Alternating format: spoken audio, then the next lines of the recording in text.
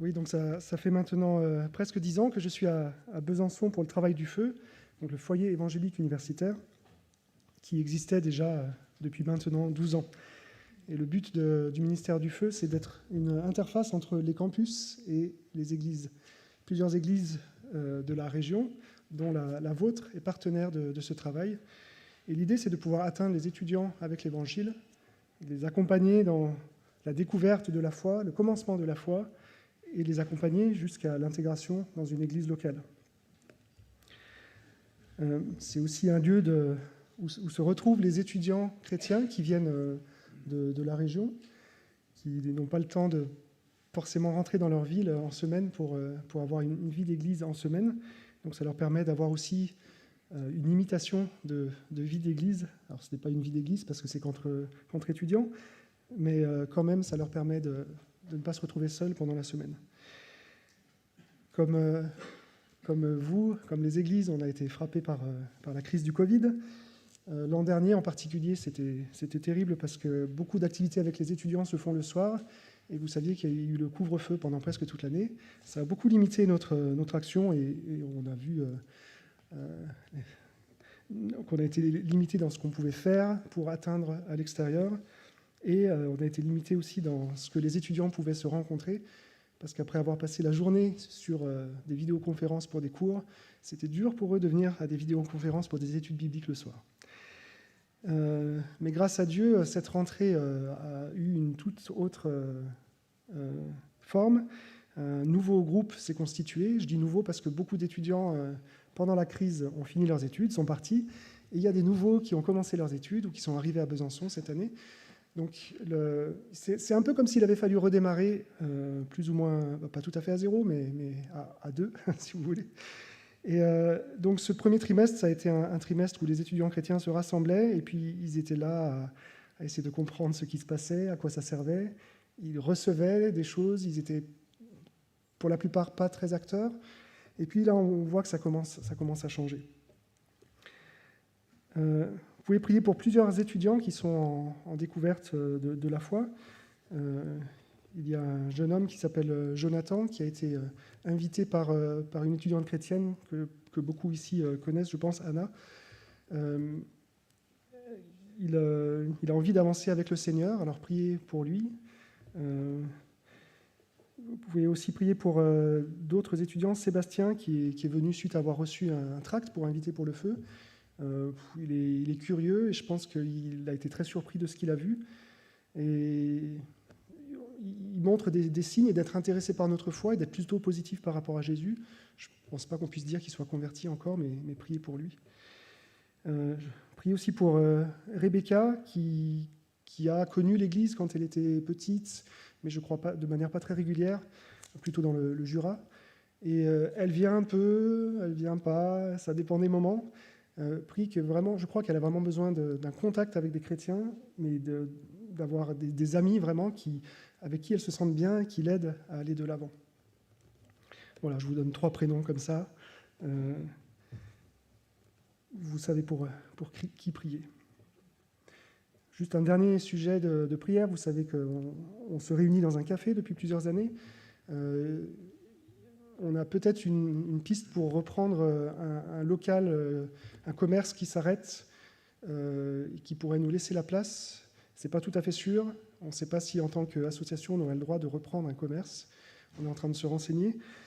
Et puis, peut-être qu'un autre commerce le reprendrait, et dans ce cas-là, ce ne serait pas pour nous. Mais je ne peux pas vous en dire beaucoup plus parce qu'on est en pleine question, mais d'ici quelques semaines, on saura si cette piste, elle peut aller de l'avant ou pas.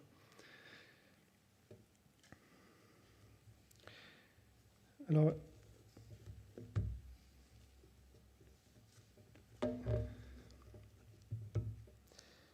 pour le texte de ce matin, la question un peu qui est posée dans ce texte, donc c'est la première lettre aux Corinthiens, le chapitre 7, la question qui est posée, c'est est-ce qu'on est un meilleur chrétien si on est marié ou si on n'est pas marié ? En fait, non. La vraie question, c'est pas ça, c'est Paul, on est bien d'accord que les meilleurs chrétiens sont ceux qui renoncent à avoir une vie sexuelle.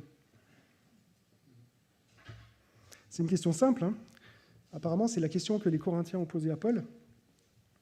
Et donc une question simple devrait appeler une réponse rapide. Vous êtes d'accord avec moi? Eh bien non, Paul a écrit un long chapitre de 40 versets pour leur répondre. Alors il y a plusieurs raisons qui l'ont poussé à écrire une réponse si longue. D'abord parce que, d'un certain côté, il est un petit peu d'accord avec eux. La vie de célibataire, c'est la vie que lui avait choisie, et il était prêt à la conseiller à d'autres. Mais d'un autre côté, il n'était pas du tout d'accord avec eux. Il n'était pas d'accord avec leur motivation, il n'était pas du tout d'accord avec leur manière d'appliquer le principe. Et en fait, à moins de dire tout simplement « vous avez raison, mais vous n'avez strictement rien compris à la question », voilà la réponse courte qu'il aurait pu donner. S'il ne répondait pas ça, il fallait qu'il développe un petit peu plus, et ça ne pouvait pas tenir en 15 secondes montre en main. L'autre raison pour laquelle c'est une réponse assez longue, je pense, c'est que ce n'est pas une question légère, ni une question secondaire. Quand je parle de sexualité avec les étudiants, j'en vois aucun qui serait prêt, qui serait content si je lui disais juste une phrase du genre « le sexe, c'est très bien dans le mariage, très mauvais au dehors ». Ça a beau être vrai, c'est pas suffisant pour affronter la vie telle qu'elle est. Alors pour bien comprendre ce texte, comme souvent il faut le remettre dans son contexte, et le contexte, vous l'avez, je pense, parce que vous parcourez la lettre aux Corinthiens depuis plusieurs semaines. Vous savez que certains dans l'église de Corinthe se considéraient comme hyper spirituels, et ils se comparaient aux autres. En fait, beaucoup se considéraient comme hyper spirituels, mais ils n'avaient pas tous le même avis sur ce que c'était qu'être hyper spirituel. Et donc, du coup, ça faisait des partis, ça faisait des divisions. Et il semble qu'un de ces partis hyper spirituels ait commencé à dire « les gens vraiment spirituels, ils sont au-dessus des questions sexuelles ». Et à partir de là, ils ont commencé à mettre la pression sur les autres à ce sujet. Alors c'est particulièrement surprenant, parce qu'en même temps, comme vous l'avez vu dimanche dernier, je pense, une grande immoralité était pratiquée dans cette église. Il y avait un homme qui couchait avec la femme de son père, il y avait des hommes qui fréquentaient les prostituées. Peut-être, ça j'en suis pas sûr, parce que c'est pas écrit dans la lettre, hein, mais des fois on essaie de faire des ponts entre les différents éléments qu'il y a dans les lettres. Peut-être que devant l'Église, il y avait des hommes qui voulaient faire les hyper spirituels, et donc vivre comme des célibataires, mais comme ils n'arrivaient pas à l'assumer, ils fréquentaient des prostituées un petit peu en cachette. Du coup, ça veut dire que les hyper spirituels qui mettaient la pression aux autres, au lieu de les pousser à se rapprocher de Dieu, en fait, les poussaient à pécher. Ils étaient des occasions de chute. Et ça, je pense que vous serez d'accord avec moi, c'est terrible. Alors, je ne veux pas vous noyer et vous perdre. Comme c'est un chapitre long, je ne vais pas l'exposer en entier ce matin. Ce que je vais essayer de faire, c'est surtout m'attacher à comprendre quels sont les principes qui dirigent Paul dans sa manière de répondre à la question qui lui est posée. Alors, un grand principe directeur de Paul dans ce chapitre, je vais le résumer par une phrase. Oui, c'est vrai, j'ai choisi le célibat, et je pense que c'est un choix pertinent, mais ça n'a rien à voir avec notre niveau de spiritualité. Celui qui est vraiment spirituel, c'est celui qui vit dans l'obéissance au Seigneur, pas celui qui fait des changements superficiels dans sa vie. Bon, c'est une phrase super longue, je vous ai perdu en route, alors je vais vous la répéter. Oui, c'est vrai, j'ai choisi le célibat et je pense que c'est un choix pertinent, mais ça n'a rien à voir avec notre niveau de spiritualité. Celui qui est vraiment spirituel, c'est celui qui vit dans l'obéissance au Seigneur, pas celui qui fait des changements superficiels dans sa vie. Principe directeur qui guide la réponse de Paul. Alors, j'essaie de faire un résumé du résumé, une phrase plus courte qui dit « Le Christ vous a dit, venez tel que vous êtes, alors ne changez rien. » Ça a l'avantage d'être court, mais ça a le désavantage d'être moins précis, on va le voir tout à l'heure. Alors, où est-ce qu'on trouve ce principe dans la lettre? Parce que finalement, ce qui est intéressant, ce n'est pas ce que moi je dis, mais c'est ce que le Seigneur dit à travers Paul. On va commencer à le lire dans 1 Corinthiens 7, Et donc, c'est les versets 17 à 20.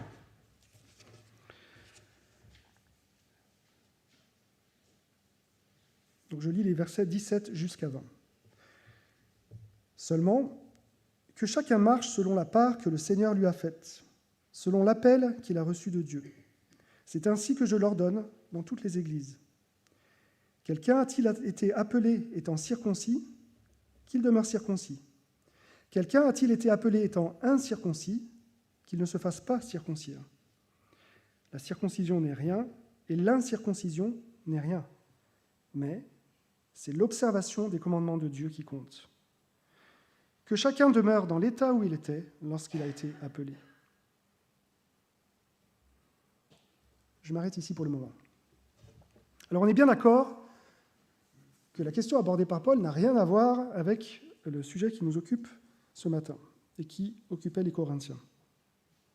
En fait, Paul est en train de prendre un premier exemple pour expliquer son principe. Et cet exemple, c'est celui de la circoncision qui a été un des grands combats de sa vie de missionnaire. Pour comprendre un peu, il faut se rappeler que le peuple de Dieu, avant la venue de Jésus, c'était les Juifs. Et les Juifs devaient être circoncis sous peine d'être retranchés du peuple de Dieu. Mais un jour, le Saint-Esprit a été déversé sur des non-Juifs. Et une grande question s'est posée. Alors du coup, ils font partie du peuple de Dieu parce que le Saint-Esprit a été déversé sur eux. Donc de l'autre côté, est-ce qu'il faut les retrancher du peuple de Dieu puisqu'ils ne sont pas circoncis ?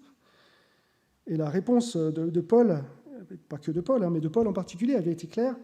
Si Dieu a répandu sur eux son Saint-Esprit alors qu'ils étaient incirconcis, pourquoi est-ce qu'ils devraient se faire circoncire ?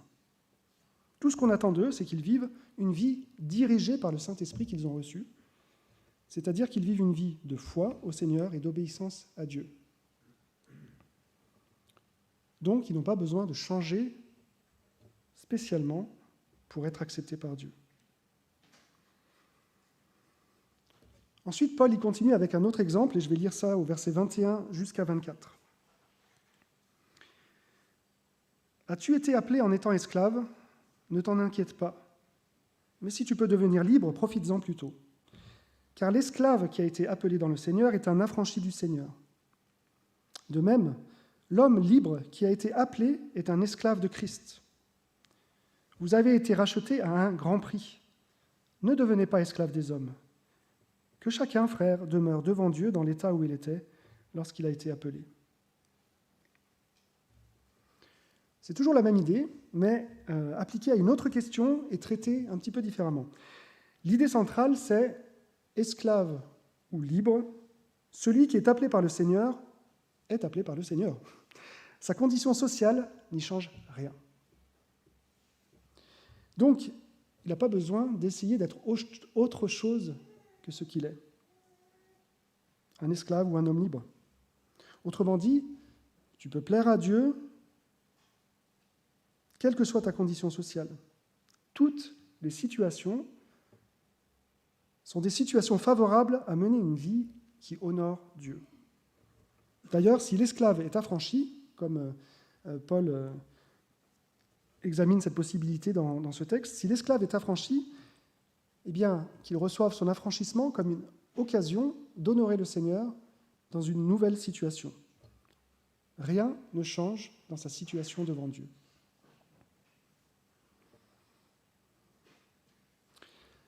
Alors, ceci étant dit, revenons à la question que posaient les Corinthiens.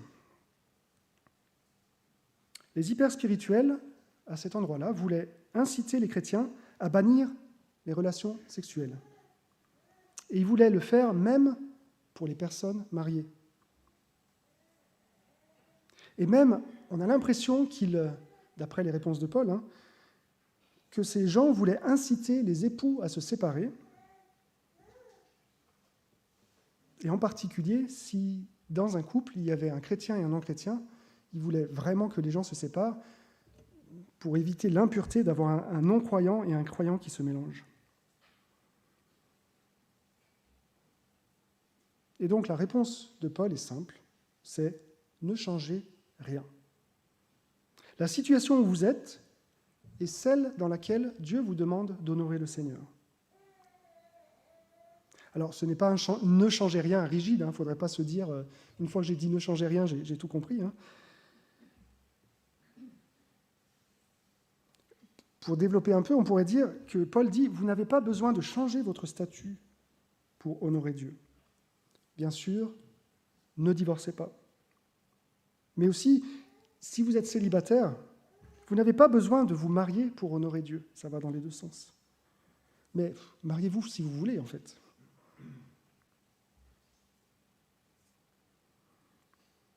Ça, c'était le premier principe directeur. Le deuxième principe directeur de Paul, je vais le résumer comme ça. N'oubliez pas que si nous vivons dans ce monde, notre vraie maison est le monde qui est en train d'être préparé par notre Seigneur. Il est plus court celui-là, mais je le relis quand même. N'oubliez pas que si nous vivons dans ce monde, notre vraie maison est le monde qui est en train d'être préparé par notre Seigneur. On lit ça dans les versets 29 jusqu'à 31. Je vais les lire avec vous. Voici ce que je dis, frères. Le temps est court. Désormais que ceux qui ont une femme soient comme s'ils n'en avaient pas, ceux qui pleurent comme s'ils ne pleuraient pas, ceux qui se réjouissent comme s'ils ne se réjouissaient pas, ceux qui achètent comme s'ils ne possédaient pas, et ceux qui usent du monde comme s'ils n'en usaient réellement pas. Car la figure de ce monde passe. Qu'est-ce que Paul veut dire ? Tout simplement ceci. Il y a beaucoup d'éléments de notre vie qui font partie intégrante du fait que nous vivons dans ce monde. Les joies, les peines, les transactions, les mariages. Mais toutes ces choses vont disparaître le jour où la nouvelle création va paraître. Et donc, puisque c'est passager, ça n'est pas essentiel. Dieu ne va pas regarder si nous sommes célibataires, propriétaires, endeuillés ou pas, pour nous juger ou pour évaluer notre vie. Ce qui intéresse Dieu, c'est comment nous l'avons honoré dans ces différentes circonstances. Donc, comme ces choses font partie de la vie, vivons-les. Mais vivons-les avec un double souci. Ne pas s'y attacher, car elles sont éphémères. Y manifester la gloire de Dieu, parce que tout est par lui et pour lui.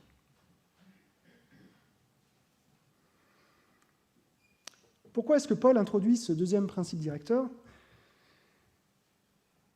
C'est parce qu'il y avait un autre problème qui existait à Corinthe qui était un peu lié au premier.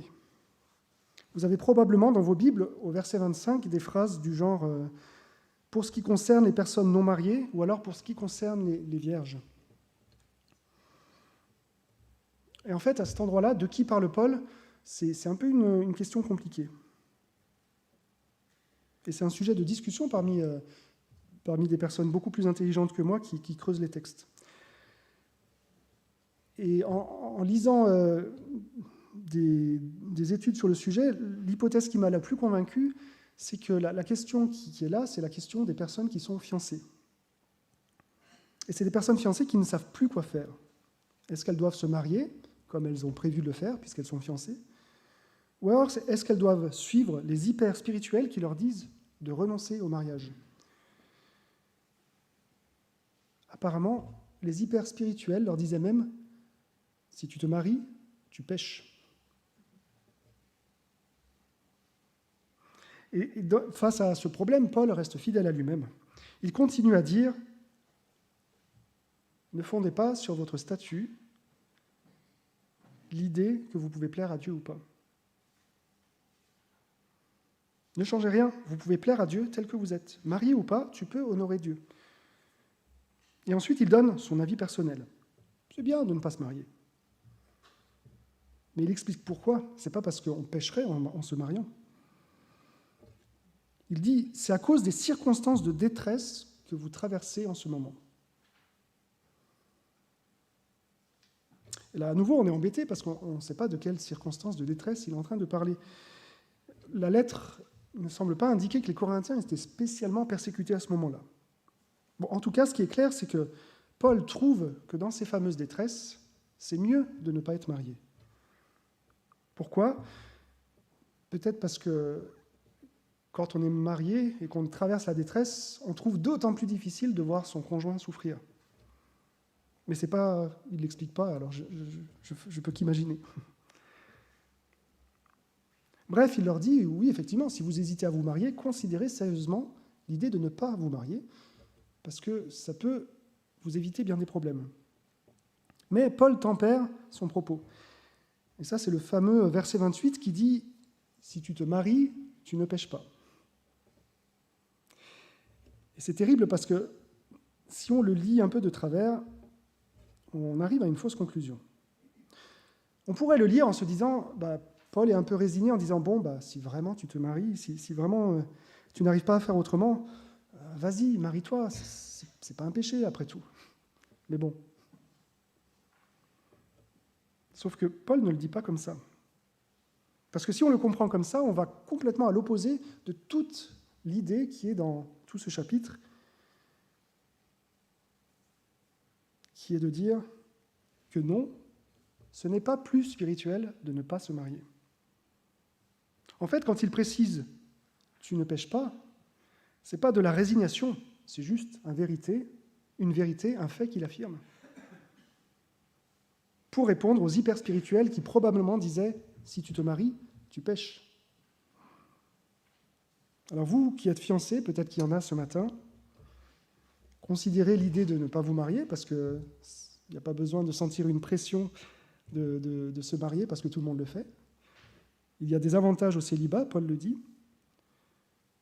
Mais si vous vous mariez, vous ne faites ni erreur, ni second choix, et vous ne serez pas des chrétiens de seconde catégorie. Le mariage est autant que le célibat un bon cadre pour honorer le Seigneur.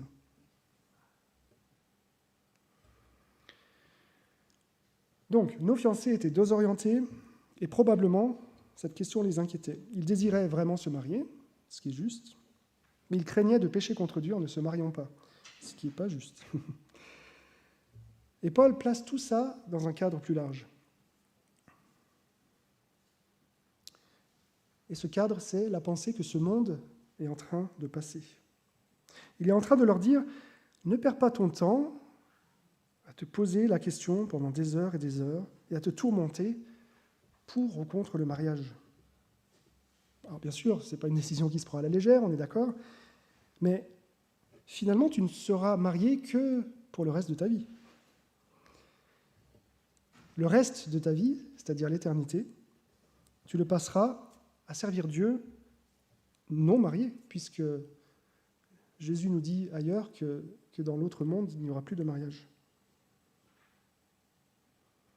Alors, ce qui devrait vraiment te soucier, c'est comment tu te prépares à servir Dieu. Si tu es célibataire, tu pourras faire telle ou telle chose pour préparer le règne de Dieu. Si tu es marié, tu pourras faire telle ou telle autre chose, prendre soin de ton conjoint, pour préparer le règne de Dieu aussi. Quoi qu'il en soit, prépare le règne de Dieu. En bref, les hyper-spirituels étaient concentrés sur des formes qui n'appartiennent qu'à ce monde, présent, et qui passent. Et ils essayaient de pousser tous les chrétiens à avoir ce regard étriqué et limité. Mais vous et moi, on sait que celui qui est vraiment spirituel ne vise pas ce monde présent.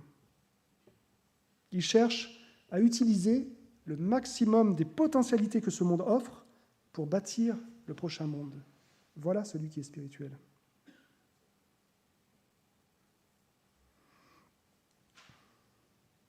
Alors, j'ai pour le moment assez peu parlé de sexualité ce matin, alors que finalement, c'est la question à laquelle Paul est en train de répondre. Et en plus, il y répond de manière détaillée. Mais je pense que c'était important de prendre le temps de faire comme lui, et d'essayer de prendre du recul et de s'élever au-dessus de la question. Ces grands principes directeurs, il les introduit parce que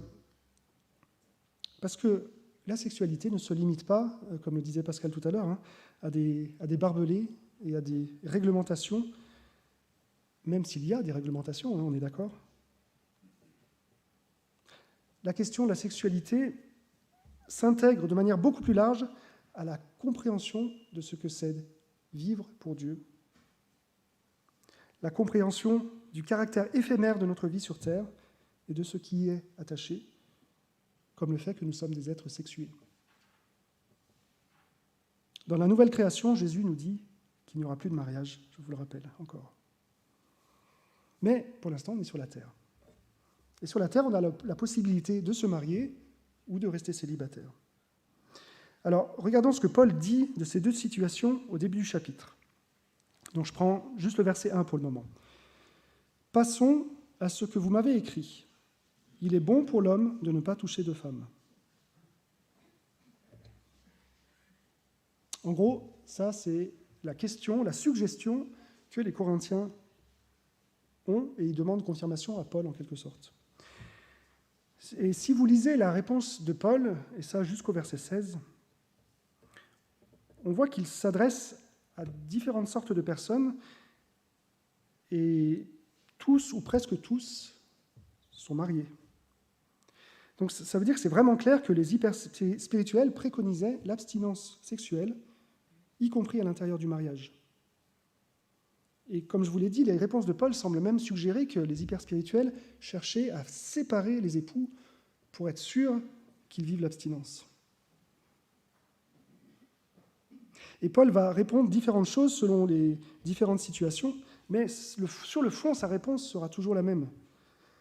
Quand on vous dit que pour être un bon chrétien, il faut renoncer à la vie sexuelle, moi je réponds que non.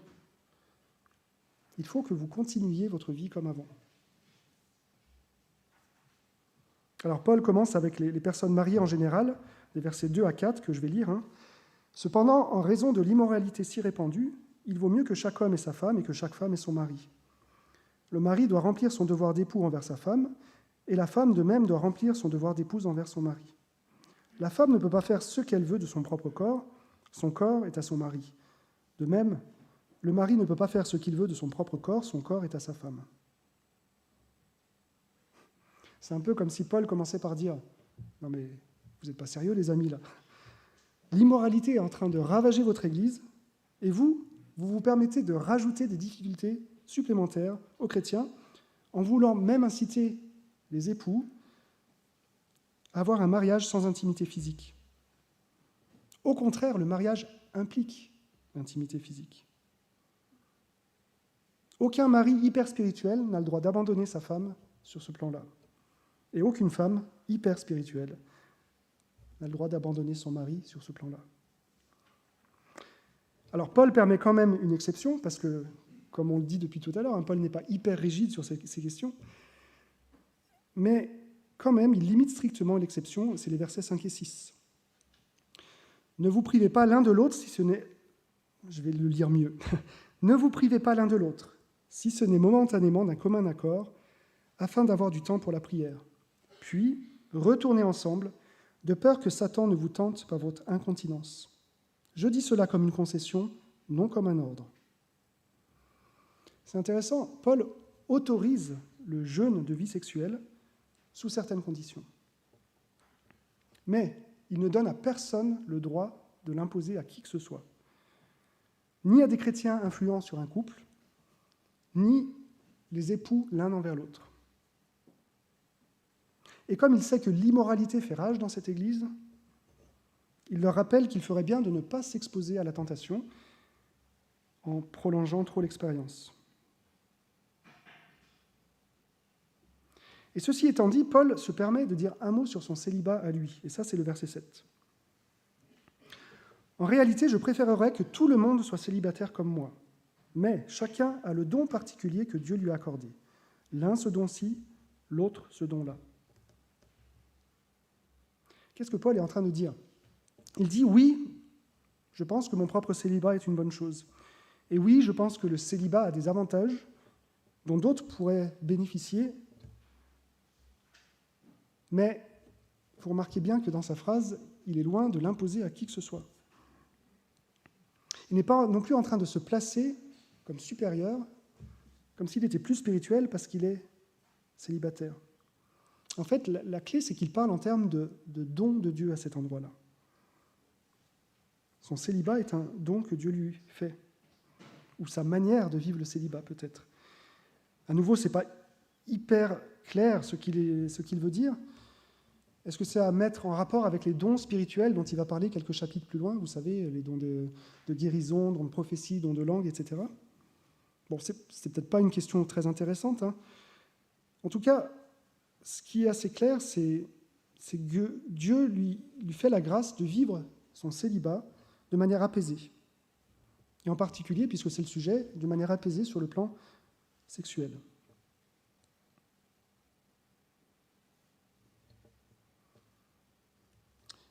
On peut aussi le comprendre peut-être d'une autre manière, connaissant Paul.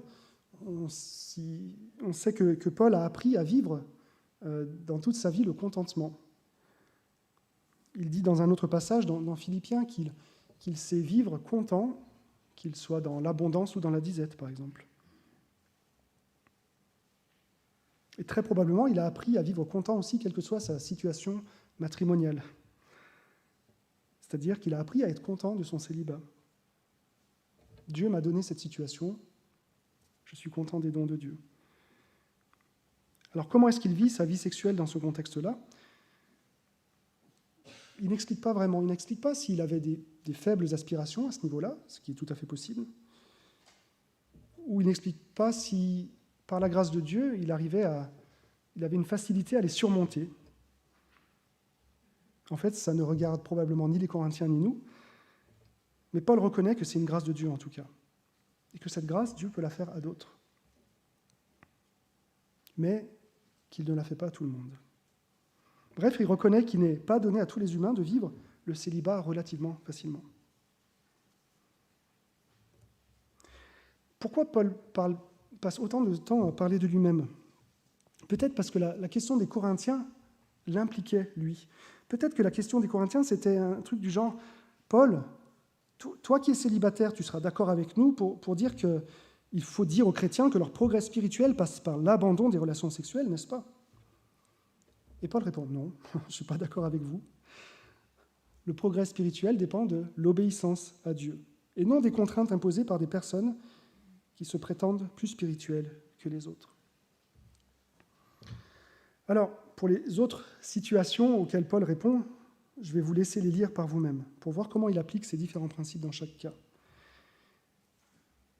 Maintenant, ce que je voudrais faire, c'est évoquer avec vous quelques pistes d'application pour replacer notre sexualité dans le bon cadre. Mais j'aimerais aussi appliquer ces grands principes à d'autres domaines de nos vies que la sexualité. Paul dit « Ne fais pas de grands changements, plutôt cherche à obéir à Dieu. C'est là que tu montreras que tu es spirituel. » Une grande question qu'on peut se poser, c'est est-ce qu'on a tendance à prendre des grandes résolutions et oublier l'obéissance ? Petit exemple, une discussion entre deux amis. « Ah, tu sais quoi ? J'ai plus la télé. » Ou, enfin, selon les générations, « Ah, tu sais quoi ? Je me suis désabonné à Netflix. » « Ouais, tu comprends, ça prenait trop de temps dans ma vie, je pense que Dieu m'appelle à ça. » Et là, le copain lui répond « Ah, génial ! Ça veut dire que maintenant, tu as plus de temps pour la prière, alors ?» Autre cas. « Ah, tu sais quoi ? J'ai décidé de ne plus jamais me retrouver dans une situation où je suis tout seul dans une pièce avec une femme. Tu comprends, Dieu préfère que j'évite les situations ambiguës. » Le copain qui répond « Ah, pas mal. Et sinon, à la pause café, tu vas aussi arrêter de te mettre avec les autres gars qui font des blagues équivoques aux filles ? » Vous voyez l'idée ? Parfois, les grandes décisions sont parfois plus brillantes, mais moins coûteuses que l'obéissance et la fidélité à Dieu au quotidien. Donc soyons prudents de ne pas tomber dans ce piège dans tous les domaines de notre vie. Maintenant, d'autres applications plus en lien avec les sujets mariage, célibat et sexualité. D'abord, j'en ai assez peu parlé, mais Paul, dans ses réponses, tient pour acquis certains principes de base. Ils sont tellement de base qu'il ne prend pas le temps de les expliquer, de les prouver, ça lui paraît être une évidence. Et on les voit en lisant. Par exemple, un principe de base, c'est la sexualité est conçue pour être vécue dans le cadre du mariage. Point barre. Autre principe de base, tu es chrétien, tu ne vas pas te marier avec un non-chrétien, ça n'a pas de sens. Autre principe de base, tu es marié, tu ne vas pas divorcer. Vous voyez, toutes ces choses, il ne les prouve pas, il ne les explique pas, parce qu'il a déjà dû enseigner les Corinthiens sur le sujet. C'est des évidences de l'enseignement de la Bible sur la vie chrétienne. Tous ces principes de base, ils sous-tendent notre manière de vivre ces choses. Il ne faut pas commencer à dire « Ah tiens, Eddie, dimanche matin, il a dit « Ne changez rien, alors je peux rester dans ma situation ambiguë. » Ce n'est pas ça que je voulais dire. Quand je dis « ne changez rien », c'est ne pas fonder sur un statut qu'on pourrait avoir et se dire que ce statut, il impressionne Dieu. C'est ça la question. Mais il y a des choses à changer dans notre vie, parce qu'on est dans le péché. On est NAIT, et ensuite on est EST. Et quand le Seigneur intervient, c'est aussi pour nous sauver de notre vie de péché. Et il y a des situations pas claires qu'il faut régler. Mais il ne faut pas commencer à ajouter des règles qui n'ont pas de sens. Malgré tout, ces principes de base, est-ce que tu en es conscient et est-ce que tu vises de vivre selon eux ? Et si tu vises de vivre selon eux, je suis sûr que sur bien des domaines, comme tous les humains sur cette terre, tu as du mal à vivre selon ces principes. Alors, est-ce que c'est une aide pour toi de te rappeler que dans ta situation actuelle, que ce soit le célibat qui te met sous pression quant à ta sexualité, ou peut-être dans un mariage qui est un mariage peut-être compliqué, que dans tous les cas, la situation que tu es en train de vivre, c'est une situation qui est éphémère. Et cette situation éphémère est la situation dans laquelle tu es placé pour préparer ta vie éternellement avec Dieu. Et donc c'est dès maintenant que tu peux commencer à honorer Dieu et préparer son règne. Est-ce que tu réfléchis en ces termes, plutôt que de réfléchir en des termes du genre « je vis dans une prison en ce moment et j'aimerais en sortir absolument ». Est-ce que du sein de ta prison, entre guillemets, tu te dis que tu peux quand même honorer Dieu et tu cherches à le faire?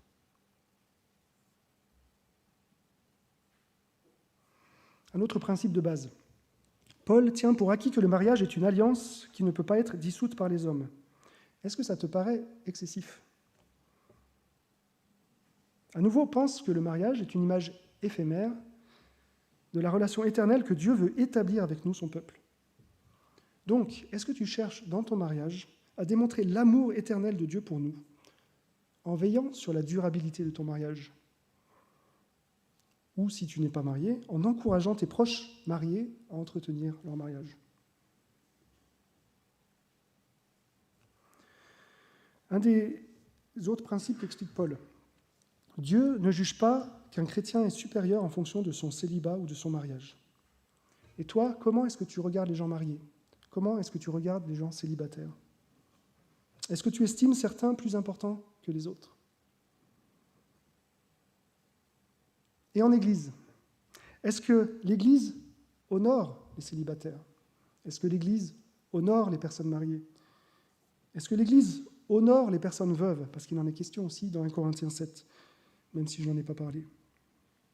Est-ce que l'Église donne à chacune de ces catégories de personnes une place pour servir Dieu avec la communauté ?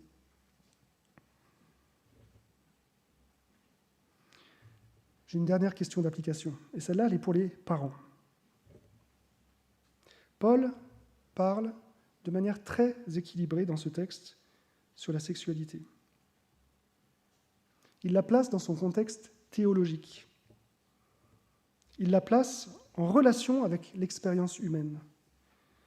Il en parle en termes positifs, mais il avertit aussi de ses dangers.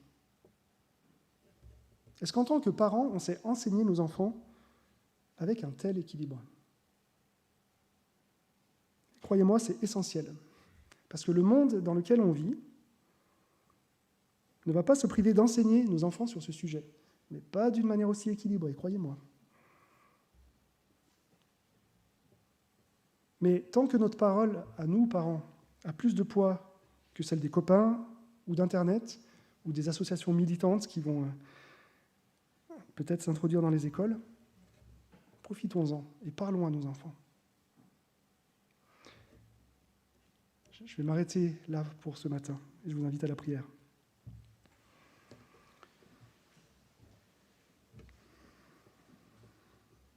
Père, tu es notre Créateur, c'est toi qui nous as créés avec un corps. Tu nous as créés hommes ou femmes. Et dans toutes ces choses, tu n'as pas fait d'erreur.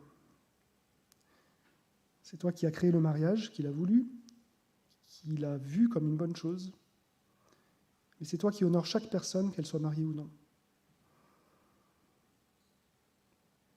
On veut te demander de nous aider à être ces personnes, ces adorateurs qui te rendent un culte, quelles que soient nos circonstances. Donne-nous de chercher ta volonté, ta sagesse, de ne pas négliger tes commandements, et d'apprendre à vivre dans la joie et le contentement, quelle que soit notre situation. Apprends-nous aussi à reconnaître nos faiblesses, à te les remettre, à les confesser, à trouver de l'aide aussi dans la communauté pour les affronter. Merci parce que tu ne nous as pas créés pour nous débattre tout seuls dans la vie. Tu nous as donné ton esprit et tu nous as donné des frères et sœurs.